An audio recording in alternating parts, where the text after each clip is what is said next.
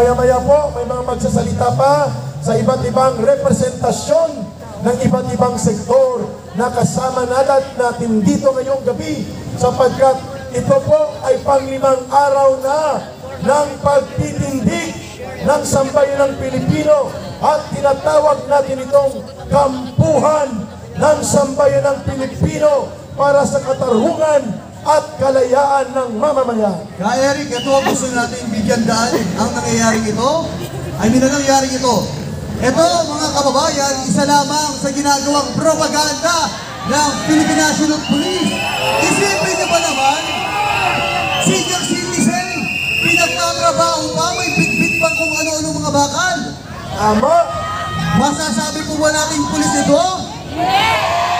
Ang makiti dyan, naka-sports attire pa, parang magbabasketball. At nang kami po ay mag-usisa doon, ito po ay tagahukay doon sa mga minahan sa Mount Tiwalwal, sa Davao at ginawang pulis ni Torre at ni Martel. Nakakahiyo. Hindi nyo naman tama ang pulis mo, bigotiin nyo. Okay. At yung tatay, may t-shirt pa sa ulo. Anong masasabi natin dito? Marcos resign! Marcos resign! Marcos resign! Layas! Marcos resign! Layas na! Marcos resign! Layas na! Marcos resign! Marcos resign! Marcos resign! Marcos resign! Alam mo, ang isyo dito, 4 na araw sunod-sunod, nagtatanim ng tao, nagtatanim ng testigo, nagtatanim ng kaso. Ang Philippine National Police ay hindi na lamang ginawa ni Marcos at ni Abalos na mga bilpugo. Ginawa na rin niya itong Department of Agriculture. Nagtatanim ako nga, no? Department of Agriculture. Ayun ang trabaho ng Department of Agriculture ni Bongbong Marcos. Magtanim ng kaso. Tanim testigo. Magtanim ng pati mga bata. At pati mga bata, ipakita natin ito. Mga ginagamit po ito sa paghuhukay ng matitigas na surface ng lupa. At ito po, Eric, gusto rin natin i-debunk yung kasinungalingan na kumakalat ngayon na ginagamit din ng mainstream media. Ang umano'y may bunker daw sa loob, pero hanggang ngayon, walang nakita. ang internet nila nakita at ngayon ay halos punutin na ang haligi ng Jose Marie College nang tiningnan nila mga lumot at mababahong tubig ang nakuha nila. Ano na? Sino na ang naluloko at nababaliw ngayon? Ngayon, gusto natin ipaalam dahil wala silang nakitang bunker sa KOJC, sila ang gumagawa ng bunker! May pipit pang mga simento at kung ano-ano pang pang-construction! Ayun! Tama po ba yan? Ito, ano naman ito? O Ito. McDonald's ba yan? Sinong niloko nyo? Ayan ang naman. Ito ang laman ng McDonald's ng police. Chicken Joy Jollibee yun. McDonald's ba yan? Ito po ay panghukay ng lupa at ginagamit nila 24 hours rotation at mga grinder at chainsaw para po magkaroon sila ng illegal na konstruksyon at biglang magbibit-bit ng kanilang mga media. Ito na, nakita na ang bunker at lalagyan pa nila ng mga bata, babae at tao para palabasin. May kinukulong, may human trafficking. Ito, kanina nangyari lang to. PNP is currently using Proton LV8 ay high sensitivity metal detector. Anong gagamitin mo? Para saan yan, ka Eric? Si Pastor ay hindi robot. Para po ito sa mga metal, ginto, copper, tanso. Paano maging robot si Pastor? Karong-karo. Sinanggaling nito sa harap ng Kingdom of Jesus Christ ay may mining company, Pelsaga. Tama ba, Pelsaga? At ito po ay katapat ng Kingdom of Jesus Christ compound sa katedral at ginamit po itong barracks. At ang matindi pa niya ka, Eric, mayroong area sa JMC na ayaw papasukin ng kapulisan at doon tayo nakarinig ng jackhammer, nagbubutas na ng lupa. Walang tigil po. Kaya hindi lang po tanim tao, tanim testigo, tanim kaso, pati po ang kanilang ginagawang pagtatanim ng crime scene. Oh, ka Eric, walang kawala ang impacto sa helicopter!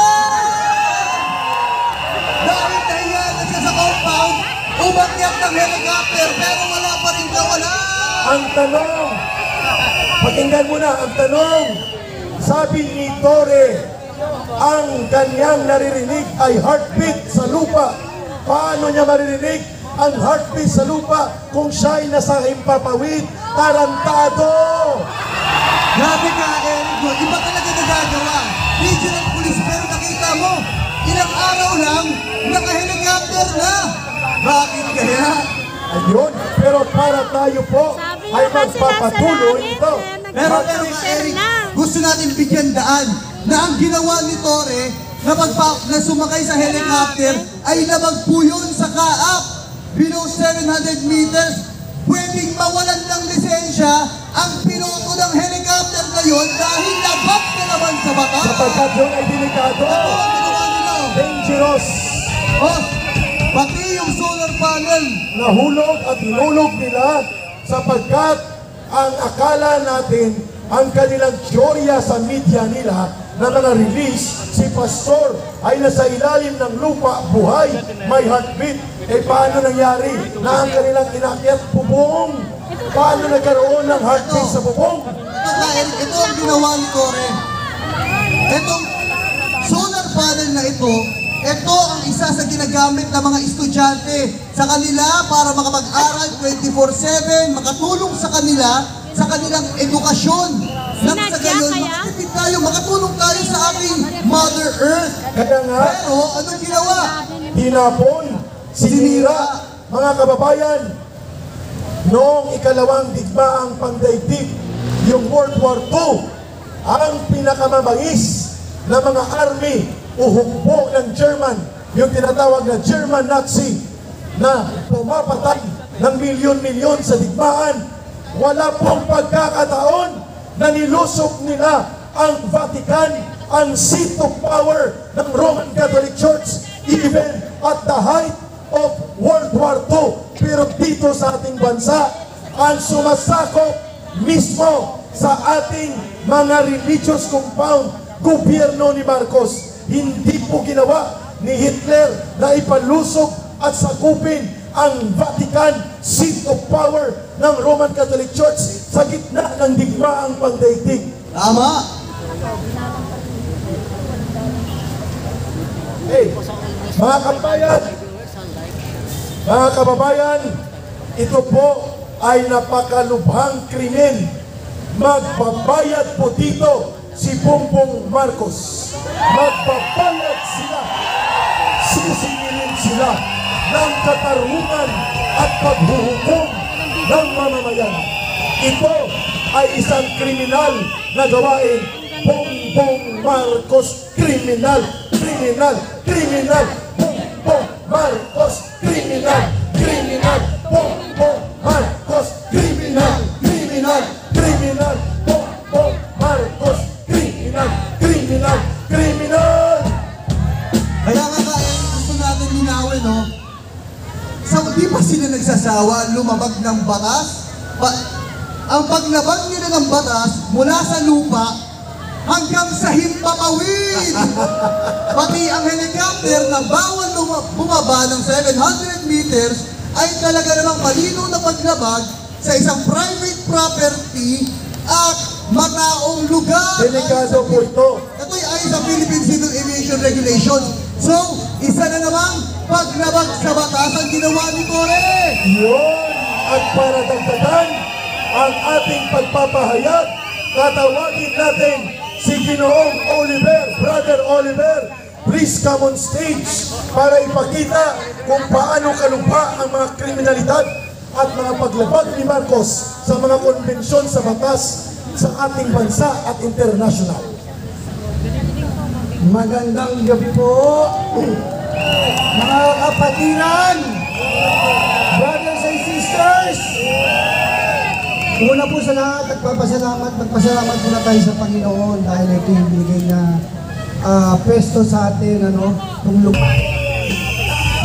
Salamat din po tayo sa mga nakikinig po sa atin sa Luzon, Visayas, Mindanao, sa buong mundo, sa mga OFW, sa mga PWD, katulad po namin, ako po yung PWD because of my eyes, mga senior citizen, mga estudyante, lahat ng ito, buksan po natin ang ating tenga, buksan po natin ang ating diwa, dahil ito na po yung time na dapat natin ipakita kung ano ba ang nangyayari sa bansang Pilipinas.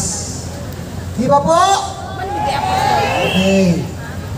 Ito po, para tayo nasa isang bahay, di ba? Meron tayong tatay, may nanay, tayo yung mga anak, di ba? So, simple lang. Kung ang tatay natin, di ba? Hindi natin alam ang kanyang ginagawa at natuklasan ng ating nanay. Di ba? Kung nanay natin, ito palang lalaki na ito ay nagdodroga. Di ba? Natuklasan din ng mga anak niya. Ang taong bayan, nagdodroga, nagko-cocaine. Anong dapat gawin ng nanay? Dalhin sa mental? Yes! Di ba? Yes! Yes! Kung dadalhin sa mental, sino ba ang magte-take over? Di Vice ba ang nanay President! natin? Sino ba ang nanay natin? Bibi Inday Sara Duterte! Magsama-sama po tayo. Ipakita po natin sa mundo na tayo po ay nagkakaisa.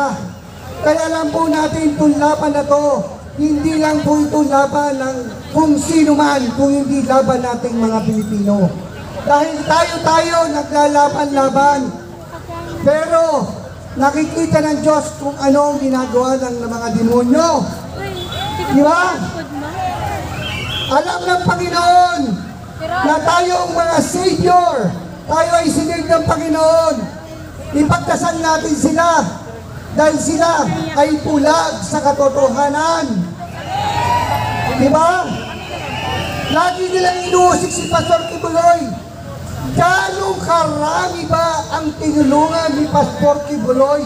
Not only in the Philippines, sa buong mundo. Gano'ng karami ba ang KOJC? Para itong mga pulis na to ay usigin tayo. Diba? Walang panalo sa atin yan. Yun nga sinasabi natin. Tayo'y magsama-sama. Kailangan natin magbuklod-buklod. Bibiyayaan tayo ng Panginoon dahil alam ng Diyos. Sinabi na ni Brother Ricky kung ano sinabi sa kanya ni Pastor, di ba? Alam na ni Pastor na mangyayari ito.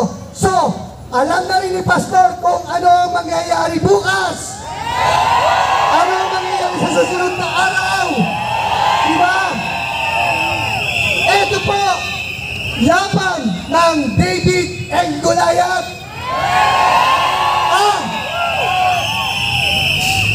Goliath sila. David lang tayo. Pero pag kumilos ang Diyos, wala yung Goliath na yan. Isang bato lang. Black tayong Goliath nila. Diba? Ang kailangan lang natin, ibulong natin sa mga kapitbahay natin, sa mga kamag-anak natin, sa kapulisan, sa taong gobyerno, sa mga taong mahihirap na maralitan na kumakain ng tatlong beses ang araw. Itong laban na to ay laban ng Pilipinas. ipakita natin dahil tama yung sinabi ng isang brother natin, di ba? Ang Pilipino, anong ihaharap natin sa ibang bansa na kung ang isang presidente natin, isang ano na lang ang sasabihin nila? Bakit nyo pinapayagan yan? Di ba? Pero ngayon, gising na tayo, gising na ang taong bayan. So, kailangan natin magsama-sama. Kung ano man na mangyari, tayo'y mga ligtas na. Handa tayong mamatay. Handa natin ipaglaban alang-alang sa bansa natin. Magsama-sama tayo.